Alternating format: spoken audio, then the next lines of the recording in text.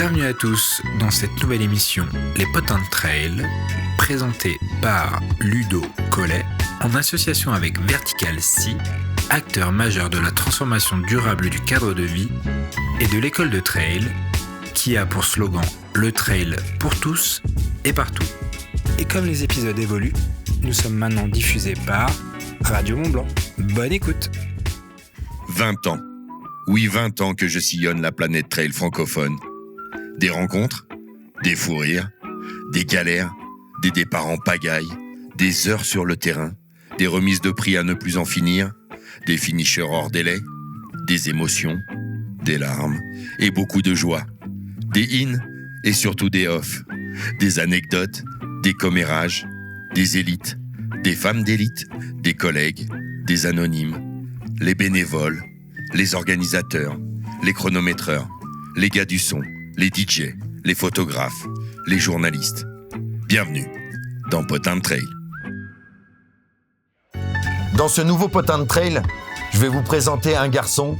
Allez, je vous aide. Il est organisateur de trail. Il a eu le record du Crossing Switzerland, 390 et 24 000 de dénivelé positif. Il est enquêteur, il a 3 enfants. Et bien sûr, il a un super nœud pape. Qui c'est ? Monsieur Diego Passos. Salut la communauté, je suis très heureux une nouvelle fois pour ce nouveau potin d'être avec un ami, tout simplement. On était encore il y a moins d'un mois ensemble dans ma fat, après en off, bien juste après le Grand Raid de la Réunion.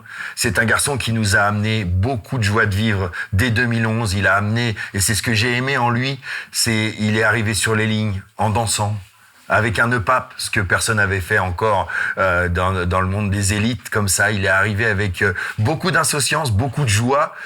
C'est dans ses gènes, c'est dans ses racines. C'est un garçon que j'estime énormément. Je suis très heureux d'être avec Diego Passos aujourd'hui. Ça va mon Diego ? Ça va très bien, très content d'être là avec toi, évidemment. Ouais. Passer un bon moment avec toi. Un bon moment, comme on en passe souvent. Mais j'aimerais que pour la communauté qui nous suit, que tu nous refasses un petit peu, déjà nous parler un peu de ton actualité, puis après nous expliquer d'où tu viens. Un petit peu ton cursus dans le sport. Mais là, c'est quoi ton actualité en ce moment, mon Diego ?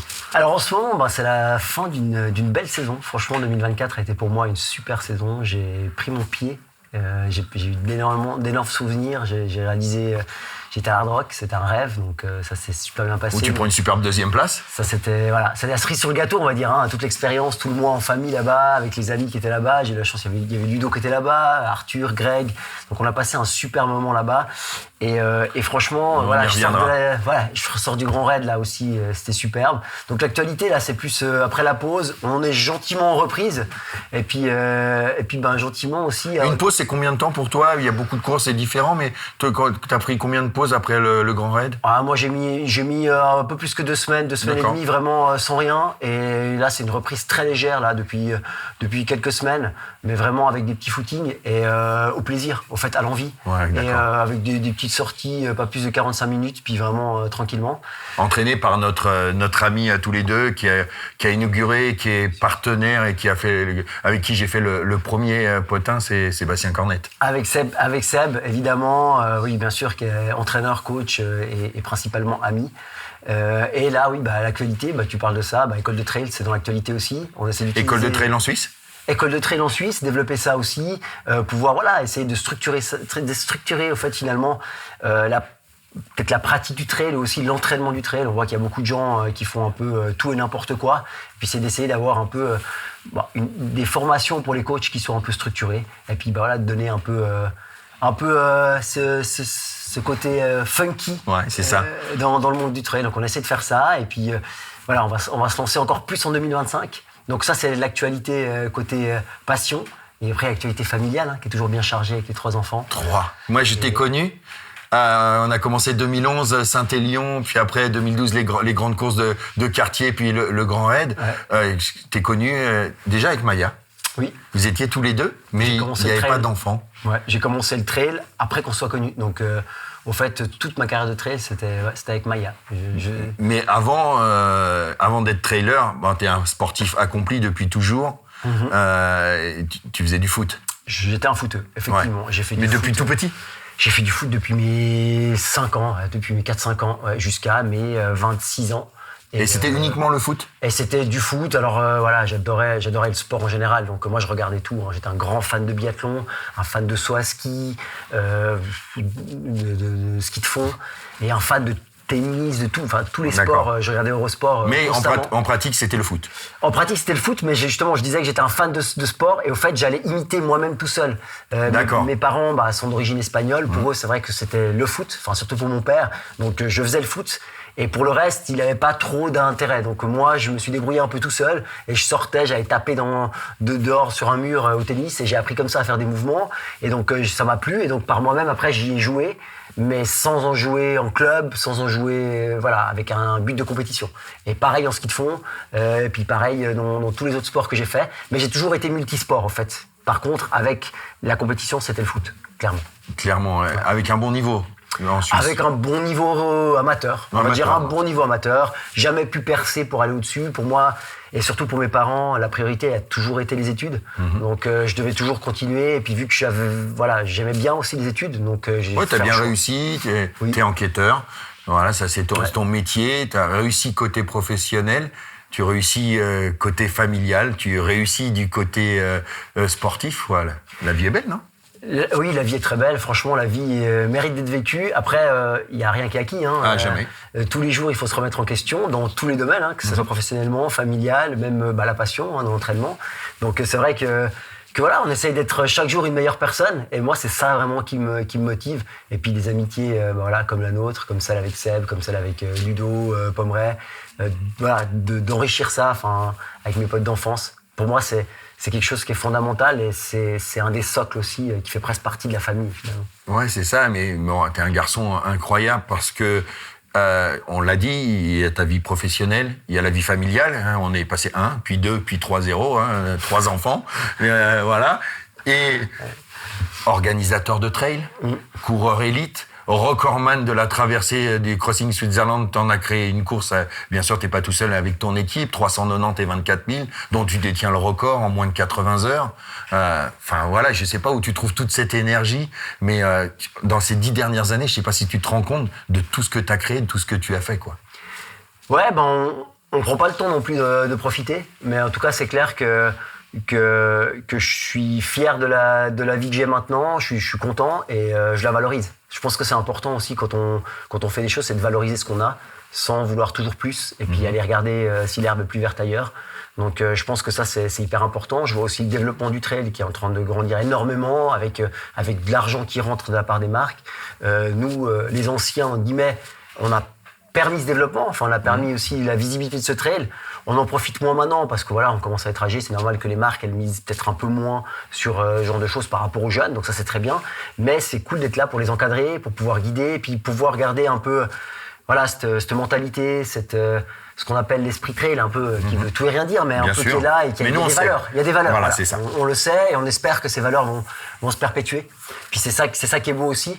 Et voilà, en 10 ans, il y a beaucoup de choses qui se sont passées. Mais finalement, en fait, c'est toujours dans la volonté de partage et de faire découvrir les choses. Typiquement, l'organisation du trail, c'était de faire découvrir mes terrains d'entraînement qui étaient hyper méconnus. Les Alpes vaudoises, on les connaissait pas. Et c'est vrai que si j'étais pas venu pour le Montreux Trail Festival, pour moi, c'était tellement à pic en partant de Montreux. Ouais. Bon, là, ils arrivent à Montreux, mais c'est fou, quoi. Ouais. Et c'est vrai qu'une fois que t'as grimpé, t'as fait ces 2000 mètres, t'as un double mur, un double cavé. Après, derrière, le terrain de jeu, il est incroyable. Il est incroyable, il est technique, il est joueur, avec des vues incroyables sur les Alpes françaises, sur les Alpes bernoises. Enfin, c'est un spot qui est super méconnu. Donc ça, c'était une volonté aussi de partager ça. Et puis après aussi de laisser aussi peut-être un héritage derrière, de se dire, on n'est pas juste là, c'est un peu peut-être une question philosophique, mais qu'est-ce qu'on fait finalement dans ce monde? Quelle est la trace qu'on va laisser? Et puis finalement, on peut s'intéresser, on peut partir à gauche, à droite, mais si on arrive déjà à notre niveau, à laisser des bonnes bases pour ceux qui vont rester plus tard, et puis avoir été un modèle, un exemple, moi, c'est un peu ce qui me motive en ce moment. Au-delà de découvrir des nouvelles courses, des aventures, et puis de vivre moi-même émotionnellement des choses incroyables, c'est que les autres aussi les vivent. S'ils ne peuvent pas, peut-être à travers moi. Et puis voilà, ça c'est des choses qui C'est pour ça qu'on se ressemble. Ouais. C'est pour ça qu'on se ressemble. On a passé beaucoup de nuits ensemble, notamment sur l'orga de ces courses, avec des départs dans des châteaux tôt le matin, des choses qui n'avaient jamais été faites, et avec une énergie incroyable. Et c'est vrai qu'on a pu faire rêver des gens. Et leur faire vivre. Bon, c'est aussi des bonnes galères, hein, c'est beaucoup de travail. Des nuits, t'es gentil, quelques heures. T'appelles ça une nuit, toi? T'as dormi 2 heures, je pense, dans le van. C'est notre truc, c'est 2 heures. Hein. Puis à l'époque, j'avais pas la machine, donc en ronflant, toi, t'avais pas dit. Moi, j'avais dormi 2 heures, mais peut-être pas toi. Une fois, t'avais la machine. Et une fois, j'avais la machine. On s'était rapprochés, on avait connecté. C'était vrai, on avait connecté. Il y avait la machine en bas et on dormait en haut. Et en tout cas, voilà, c'est nos anecdotes et on parlait de ton parcours de foot.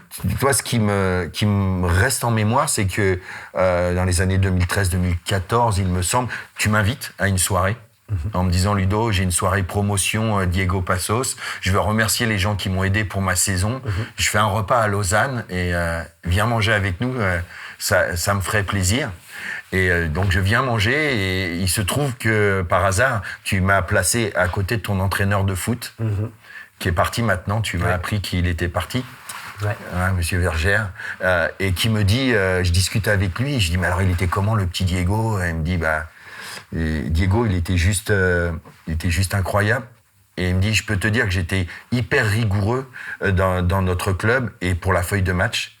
Mais Diego, il avait un tel volume d'entraînement, il avait un tel physique que c'était le seul à qui j'autorisais de faire un 10 bornes le samedi matin et que je mettais sur la feuille de match le samedi après-midi. Pour les autres, c'était hors de question.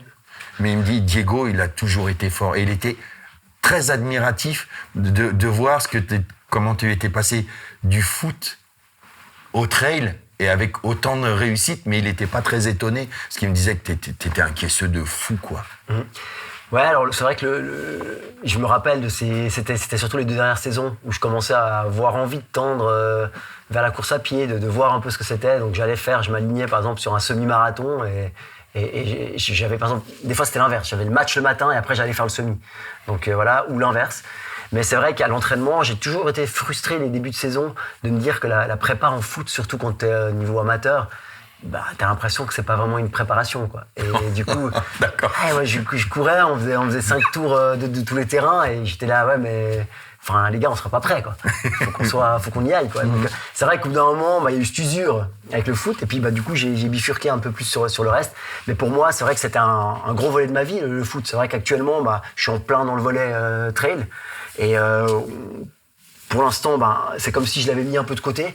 Mais quand je me posais un peu puis j'y réfléchis, c'est vrai que le foot, ça m'a aussi donné des belles valeurs, quoi, des valeurs de camaraderie, de toujours aller soutenir l'autre, l'aider quand il est en difficulté, parce que finalement dans un match c'est ça. Il y a des déviances dans le foot dû à l'argent, mais il y a plein de bonnes valeurs aussi qui sont là. C'est un sport co. Ça reste des sportifs. C'est ça. Et donc du coup c'est vrai que moi j'ai pas mal de gens de mon équipe maintenant, quand on jouait avant, qui me suivent entre elles et qui eux-mêmes se sont mis à la course à pied ou à leurs choses et puis qui se disent voilà c'est génial.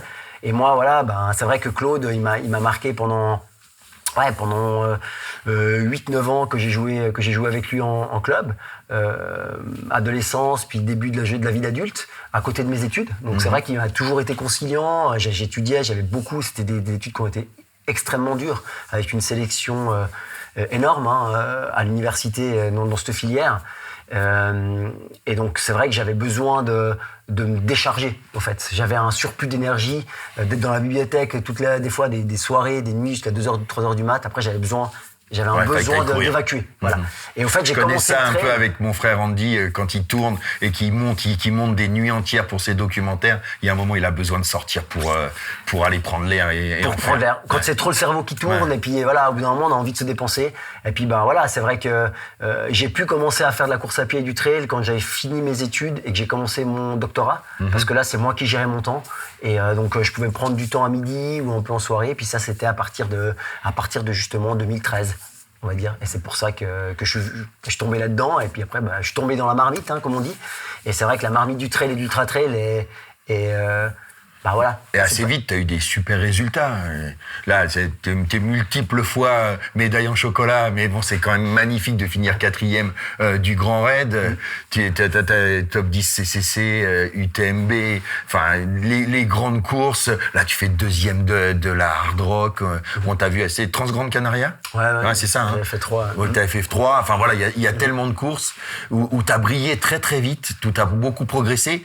Et puis après, je me suis rapproché de toi parce que grâce au trail, c'est vrai que t'as pas mis en parenthèse le trail, mais il a fallu, après un enfant, puis 2, puis 3, ça prend beaucoup de temps. Avec Maya, bah voilà, il faut s'en occuper. Bah oui. C'est pas à Maya de tout faire, donc t'as un petit peu moins entraîné, puis t'es revenu là avec la formule école de trail, la méthode Seb Cornette, t'es revenu là au plus haut niveau pour toi. Donc et de nouveau, j'ai plaisir à t'accueillir. Mais c'est vrai que ce multi-casquette là, moi, m'a toujours beaucoup plu. Et j'ai passé d'énormes moments avec toi sur le Montreux. Et je te parlerai de quelques anecdotes qui m'ont touché. Mais j'aimerais qu'on revienne sur ce à quoi je ne m'attendais pas trop. C'est quand t'as voulu battre ce record du Crossing Switzerland et t'en as fait une course. Je pouvais pas être là, ça c'est un de mes regrets. J'ai suivi tout le parcours, tu t'es mis midable sur moins de 80 heures, t'es arrivé dans un état pas possible, mais j'ai l'impression que cette course-là, ce record-là t'a fait grandir. Il s'est passé quelque chose. Oui, alors ouais, le contexte aussi. On est en Covid, on est en période de Covid, en sortie de Covid. Voilà, notamment, j'avais envie de faire un défi. Et au fait, moi, ce que je retiens de ce projet, c'est tout ce projet collectif finalement. Je l'avais imaginé depuis un moment, depuis plusieurs années. Et au fait, d'avoir des potes proches avec moi, d'avoir fait ça en équipe, qui m'ont suivi, au fait, c'est tout ce partage que j'ai trouvé génial. Après, sur la course, moi, l'idée du FKT, c'était aussi pour donner un sens. C'était pas forcément le but premier. C'est clair que voilà, j'allais pas pour acheter du terrain, donc j'ai essayé d'aller à un bon rythme. Par contre, voilà, quand on s'arrêtait, je prenais le temps de discuter avec les potes, de passer un moment, et puis voilà. Donc ça n'a pas été non plus. Je pense que c'est améliorable clairement en optimisant ça, mais c'est surtout l'expérience et ce que j'ai vécu. Et comme tu dis, j'ai souffert énormément les 20 derniers kilomètres. Ouais, j'ai commencé à avoir des soucis de compensation avec ça. Pour moi, c'était une découverte, ce genre de distance.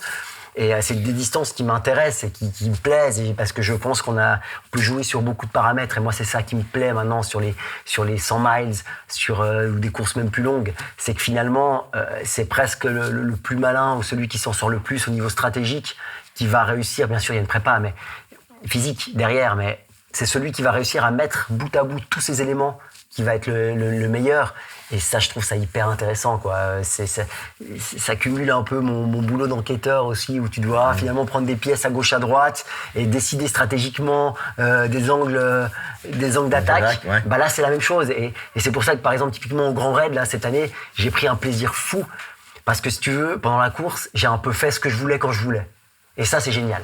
Alors bien sûr, j'ai souffert sur les 40 derniers kills dans la gadoue hyper glissante. Je pensais que ça allait être plus jouable et que je pensais que j'allais encore pouvoir On n'avait jamais attaquer. vu autant de pluie. C'est ça. Et donc du coup, j'ai vraiment souffert parce qu'on pouvait, même si t'es à l'aise techniquement, là tu pouvais rien faire. C'était statu quo. Au fait, à partir des 40 derniers kills, tu pouvais plus remonter. Mais avant ça, j'ai pris un plaisir fou parce que j'ai pu savoir quand je devais gérer, quand je pouvais attaquer. Et puis ça, je suis un gamin. Quand c'est comme ça, je suis un gamin et j'ai toujours cet esprit de compète aussi comme un gamin. Et donc voilà, je prends un plaisir fou. Et puis crossing, là, c'était plus le partage en équipe. Et puis ça, c'est des émotions. Et la découverte de la Suisse aussi, oui. Tu voulais mettre en valeur. C'était la diagonale des fous, on parle. Là, c'est la diagonale de la Suisse. Et cette course, elle est splendide. Et puis, on va la faire tous les 2 ans. Ouais. Et on l'a fait en 2024, on va la refaire en 2026. On reviendra. Ouais. Et il y a une en 2022. Il y en a une en 2022 qui était la première. Ouais. La première. 2020, il y a eu ce projet. Ouais. Puis après, on se dit, c'est intéressant, c'est faisable. C'est vraiment faisable. Moi, j'ai clairement dit aux équipes, c'est faisable. D'ailleurs, plusieurs étaient là pour me suivre. Et donc, du coup, en 2022, on se lance. Et puis, on se dit, allez, c'est parti, sur une base un peu tordée géant et autres. Mais avec une logique, je trouve. C'est plus un cercle qui tourne, c'est vraiment tu traverses un point. Et ça, moi, ça m'a toujours marqué. Traverser les 390 avec 24 000. Ouais, c'est ça. C'est sympa. Ouais, Il y c'est a peu sympa. de pays en Europe que tu peux traverser. La France, c'est trop grand pour faire ça. Quoi, peut-être dans quelques années, ça se fera. Peut-être, ouais. Mais la Suisse, on a la chance d'être au cœur de l'Europe, dans un pays hyper montagneux, hyper dense. Puis le centre de la Suisse, c'est magnifique. C'est bucolique. Enfin, c'est les images Ouais, que tu t'imagines. tous ceux que j'ai pu voir sur la ligne d'arrivée avec qui j'ai discuté, ils en gardent des images pour toute leur vie. Bah oui. Puis voilà, on parle de ce que tu peux laisser après aux générations futures. Ben voilà, le fait que c'est possible de finalement traverser un pays avec nos pieds. Et puis bah, finalement, c'est aussi ce qu'on veut montrer avec École de Trail, c'est que c'est le mouvement qui est important. C'est le mouvement, C'est de se c'est mettre, ça. que ce soit les enfants, que ce soit des femmes qui pensent qu'ils ne peuvent pas le faire, mais qui peuvent y arriver, que ce soit des seniors, tout le monde peut y arriver. Des gens défavorisés, et puis c'est ça, c'est le but, qu'il n'y a pas besoin d'avoir 30 heures de libre par semaine pour pouvoir s'entraîner. Moi, j'en suis la preuve, j'ai un volume qui est quand même bien moins élevé que quasiment tous les pros, les élites devant.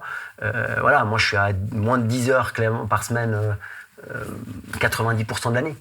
Mais il y a des moments, voilà, il y a des moments où il faut faire des blocs. Ouais. Où tu fais des blocs de 15 heures, 16 heures, mais je ne vais jamais faire du 20-25 heures. Ouais. Et voilà, et c'est faisable, c'est faisable. Par contre, il faut faire les choses bien. Et puis, il faut avoir une planification et tout ça. Mais le trail est accessible. Et c'est ça qui est beau. Je dis souvent, notre société, je dis souvent aux gens, souvent ils me disent quand ils arrivent dans les derniers, pour moi il n'y a pas vraiment de dernier, mais ils me disent « Ah, j'ai mis du temps, excusez-moi, c'était long et tout », mais je leur dis « Vous aurez été toujours plus vite que celui qui est resté dans son canapé ». C'est la base. Et puis le but, c'est d'arriver. Et le but, c'est d'arriver. Le but, c'est d'arriver. C'est d'arriver. Je veux dire, il n'y a pas de miracle. Tu arrives premier au dernier, finalement, le voyage, il était là. Ouais. Et c'est ça que tu te souviens. Tu te souviens du voyage. Le résultat, finalement, il y a des courses, je ne me rappelle plus, j'étais quoi, 2, 3, 4, 5, je ne sais pas. Mais par contre, j'ai des souvenirs incroyables de cette course. Des moments que j'ai partagés. La Diag, la fin avec Martin, c'était génial. Par la force des choses, j'ai fini quelques fois avec des personnes. Mais c'est des personnes avec qui je sais qu'il y a un feeling. Et c'est parce que ça s'est passé comme ça. Avec Greg en 2021 sur l'UTMB, où on fait 8 ensemble. On s'est grillé par Courtenay juste avant. Ça pique ça, non? Ça pique, on s'est regardé les deux. On peut rien faire, quoi. Elle se lave les dents, elle part. Deuxième et troisième féminine. Ouais, exactement. C'est chouette. Mais c'est cool. C'est comme ça cool. qu'il faut le prendre. Elle est tellement supersonique. Puis je l'ai revu à l'Hard Rock, là. Ouais. Et puis, j'ai pu prendre ma revanche, mais c'était... Et du coup, quand tu parles de souvenirs, tu sais, c'est un peu ce qu'on recherche aussi dans Potin de Trail. Ouais. C'est... Est-ce que tu peux me dire, dans le trail ou dans le foot, hein, mais quel est ton meilleur souvenir ou ton moins bon souvenir? Qu'est-ce qui te revient comme ça? Mon moins bon souvenir, je pense que c'est quand même la Diagonale 2019.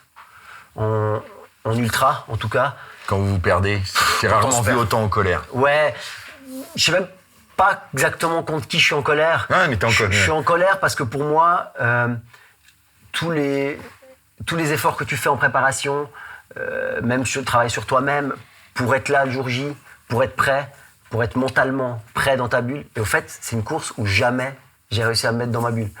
Parce que, ouais, jusqu'au 25e. On nous a perdu au 25e, ok, on revient. Et après, ça a toujours été... J'ai pas réussi à me remettre dans le truc. Donc j'étais énervé.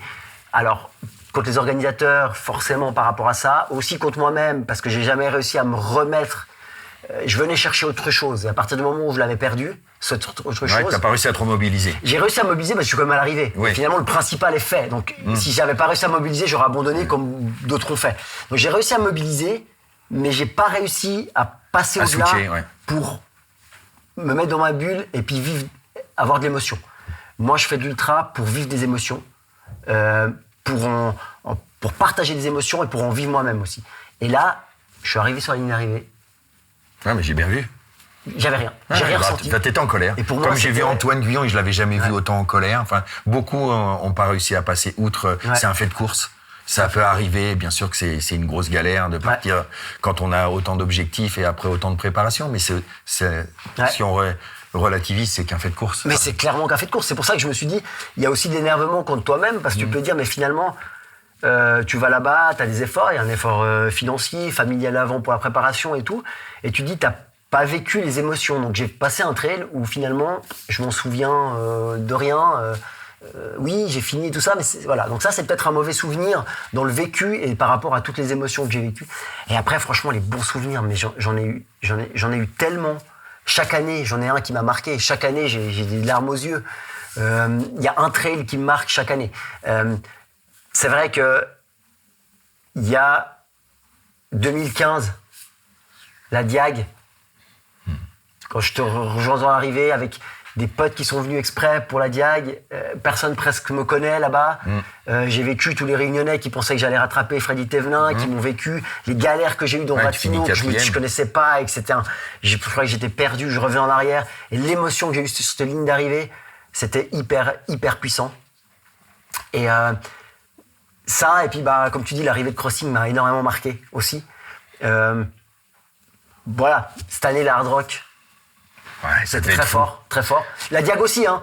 Ouais, la Diag, mais c'est le retour de Diego. Mais c'était très fort, mais au niveau émotion, enfin, si tu veux, ce qui t'a fait remonter comme ça, la Hard Rock, voilà, j'avais aussi les larmes aux yeux. Parce que, pourquoi? C'est quoi qu'est-ce que t'as ressenti? Et surtout aussi, je sais que j'ai eu un début de saison quand même bien galère. Hein. Je me suis déchiré l'ischio. Donc je pensais à chaque fois que j'allais être à contre-temps pour l'entraînement de la Diag. C'est ce genre de saison que tu débutes comme ça et que tu te dis je vais traîner ça toute l'année et ça va être une année de galère. Et finalement, j'ai réussi à me remobiliser, mais ça a été énormément d'organisation à la maison. Je m'en suis entraîné très tard le soir à des moments, très tôt le matin. Il y a des sacrifices qui ont été faits quand même si on le fait par passion. Et Maya en a fait aussi. Et au fait, j'ai explosé quand je la vois sur cette ligne et qu'elle sait que j'ai tout donné. Parce qu'elle me dira toujours, jusqu'au bout, je te donne tout. C'est tout ce que je te demande.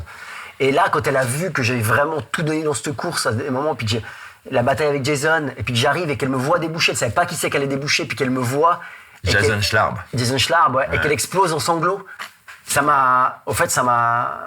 J'en ai la chair de poule. De la voir comme ça, et de voir avec les Nali et Kano qui courent à côté de moi. Et si tu veux, je m'y attendais pas, au fait. C'est souvent ça, le moment émotionnel, c'est quand tu t'y attends pas, ou que tu t'es tellement mentalisé et que ce moment, tu perds le contrôle. Enfin, tu sais pas pourquoi, mais tu pars en sanglots. Et là, les 500 derniers mètres, j'étais dans le dur parce que j'étais en sanglots et voilà, dans le dur, dans le sens physiquement, fallait arriver parce que il y a tout qui est ressorti, quoi. Et voilà, et je fais bisous sur ce rocher. Je sais pas si j'y retournerai parce que c'est quand même, c'est quand même beaucoup d'y aller, même si j'ai adoré. Mais voilà, je l'avais visualisé, je l'avais imaginé, donc ça c'était superbe. Mais comme je te dis, si je suis encore là et que j'ai envie de durer, c'est que ça m'amène encore des émotions. Et j'en vis aussi en voyant les autres. Et c'est vrai qu'il y a des choses superbes. Et puis, voilà. Puis la Hard Rock, voilà, je savais que c'était Ludo qui avait gagné devant. Je savais qu'il avait été stratosphérique. Puis c'est vrai que ça m'a touché aussi. Parce que c'est vrai qu'il y a des gens que j'apprécie dans le milieu et je leur souhaite le meilleur. Et puis ça montre que c'est pas parce qu'on vieillit qu'on est fini. C'est pas parce qu'on vieillit qu'on est fini. Et puis clairement, je pense que c'est aussi un bon exemple pour des gens qui pensent que, tu vois, la phrase tout le temps, je suis trop vieux pour faire ci, non, bien sûr, il faut... faut s'en donner les moyens. Faut s'en donner les moyens. Ça se fait pas n'importe comment. Il faut être structuré au moins. Peut-être tu feras pas une performance comme lui, mais tu peux finir un trail à ton niveau et il faut te lancer. C'est simplement, il faut y aller. D'un moment, il faut arrêter de dire je pourrais, il faut mettre les baskets, puis il faut y aller. Et c'est vrai que le Montreux, il tient une part vraiment importante pour moi. Donc je sais que pour vous, vous avez décidé cette année de faire une année de repos, parce qu'avec Cédric qui organise aussi l'Humani Trail, c'est lourd d'être organisateur, c'est pas si simple. Hein, c'est bien de vouloir faire vivre aux gens du bonheur de faire découvrir vos parcours, mais il y a tellement de travail derrière que voilà, pour moi ça va être compliqué de pas venir au Montreux en 2025. Mais tu seras en 2026. Mais je serai là en 2026. Et on sera d'autant plus. C'est aussi l'idée de pouvoir se poser, de pouvoir développer des idées qu'on avait ou de consolider d'autres. Chose qu'on n'a pas pu faire en 10 ans parce qu'on est quasiment les seuls à avoir même fait des événements les 2 années du Covid. Donc nous, on n'a jamais arrêté, en fait. Avec les restrictions qu'il y avait, on a eu le droit de les faire, mais on a dû mettre en place des choses adaptées. Donc c'est vrai qu'on n'a pas eu de pause, finalement. Et là, c'était le bon moment. C'était le bon moment, je pense, pour l'équipe. Moi, avec la Hard Rock, j'étais pas là en 2024. Et moi, j'ai retrouvé des équipes lessivées. Je peux te le dire, j'étais là. Le bénévolat, c'est contraignant. Et c'est de la passion. Mais c'est vrai que des moments, justement, pour que cette passion elle puisse s'exprimer, il faut quand même que les gens s'assoient dans des bonnes conditions et qu'ils prennent du recul. Donc, l'un dans l'autre, on a besoin, on a ce besoin de second souffle. Et on l'a déjà porté sur 2026, où il y aura de nouveau la 3e édition de Crossing et Montreux. Et ouais, on a hâte. Et puis, on t'y retrouvera là-bas et on va se jeter dans le lac tous ensemble, comme c'est notre tradition. C'est vrai. Toutes les années. Moi, ça m'arrange. De me demander d'aller courir, ça me casse les pieds.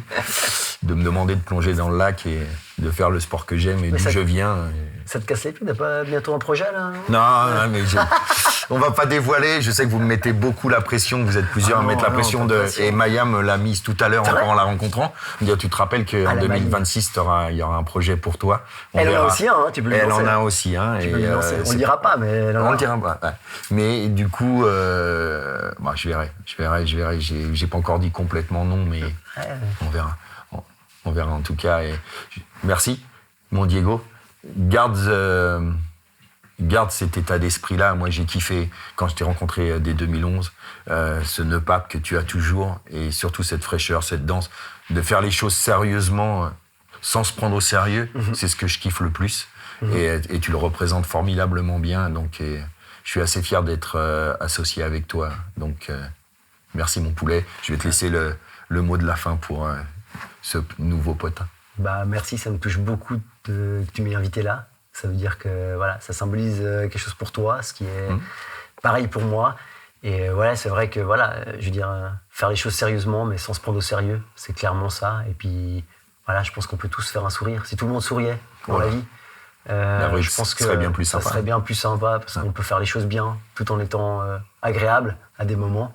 Et puis voilà quoi. Toi, t'es la première voix que j'ai entendue quasiment en trail sur Verbier-Saint-Bernard. Ça, c'est aussi une des images marquantes, en 2012, qui est mon premier ultra. Où tu fais 3 pour faire les points. Ouais, que je reviens sur la fin.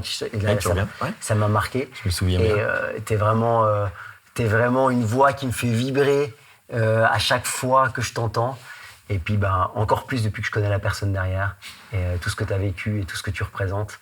Donc, franchement... C'est vrai qu'avec Maya, vous avez été là dans des moments sombres pour moi et j'oublierai jamais, ça c'est sûr. La bise, mon poteau. Bisous, mon Diego. Merci d'avoir écouté les potins de trail présentés par Ludo Collet, à nos partenaires Vertical Sea et l'école de trail pour leur confiance, à Mathieu Fourrichon pour la réalisation du logo, à Aurélien et Sandy Collet pour la partie technique, à Livio Boulanger pour le mix de ces épisodes, et à notre nouveau diffuseur Radio Mont Blanc et à tous les intervenants de la saison 1. À très vite pour de nouveaux potins.